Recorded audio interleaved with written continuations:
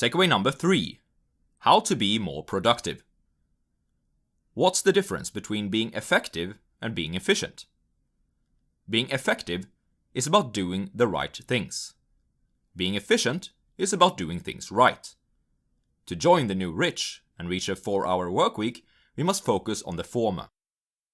Remember this: doing something unimportant well does not make it important. It's time to eliminate the activities that are not getting us where we want.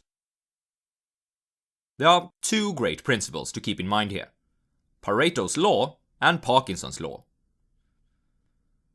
Pareto's law states that 80% of the effects comes from 20% of the causes.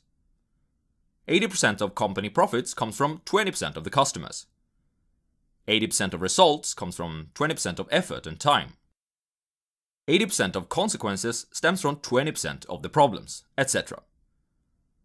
Our mental energy must focus on these 20%. For example, keep the top 20% customers happy and put the remaining 80% on autopilot. Fire their asses if they complain. In general, keep updating priorities and focus each day on 1 to 2 big tasks. Small bad things will happen when you start to ignore certain tasks, but this is necessary to get the big things done.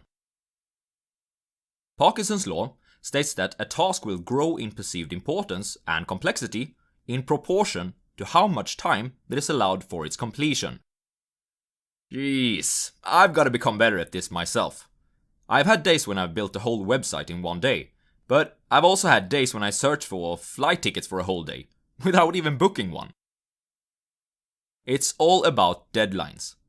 To become as productive as possible, cultivate the habit of setting short ones, both for yourself and for others. 24 to 72 hours is preferred, and if the task seems too big for that, chunk it down.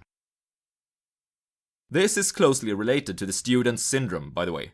Smash the like button if you've experienced this. Partly so that I don't feel alone, but mostly for the YouTube algorithm.